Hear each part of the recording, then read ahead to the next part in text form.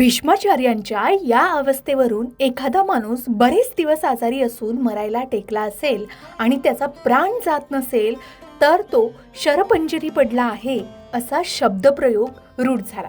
भीष्माचार्यांना इच्छा असेल तेव्हाच मरण येईल असा वर मिळाला होता.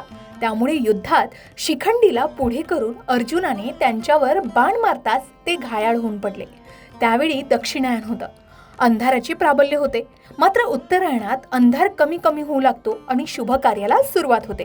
म्हणून आपल्याला मृत्यू उत्तरायण सुरू झाल्यानंतरच यावा अशी भीष्माचार्यांनी इच्छा प्रकट केली. त्यांच्या इच्छेप्रमाणे अर्जुनाने बाणांची शय्या तयार केली आणि त्यावर पडलेले भीष्माचार्य उत्तरायणाची वाट बघत तब्बल 28 दिवस शरशय्येवर पडून राहिले.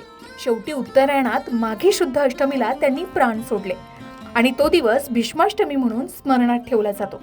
भीष्माचार्यांनी केवळ काळ थांबवला नव्हता, तर त्यांनी निसर्गाच्या सर्वोच्च ऊर्जेशी स्वतःचे अनुसंधान साधले होते. शास्त्र सांगतं की मृत्यू ही केवळ शरीराची समाप्ती नाही, तर तो आत्म्याचा प्रवास आहे.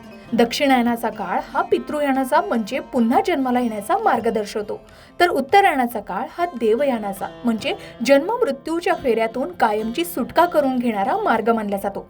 भीष्मांना माहिती होतं की ज्या क्षणी सूर्य उत्तरायणात प्रवेश करेल त्या क्षणी विश्वाचे महाद्वार उघडेल आणि आपल्यासारख्या योद्धाला थेट मोक्षप्राप्ती होईल. हेच ते रहस्य आहे ज्यासाठी गंगेच्या या पुत्राने तब्बल 28 दिवस बाणांच्या शय्येवर मृत्यूला दारात उभं केलं होतं. गूढशास्त्रानुसार उत्तरायणात सूर्याचे तेज पृथ्वीवर थेट आणि अधिक सकारात्मक असते.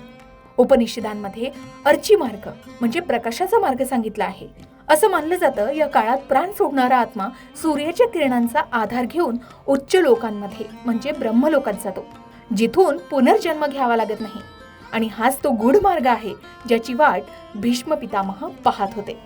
याबद्दल तुम्हालाही माहिती होती का? कमेंट करून नक्की सांगा.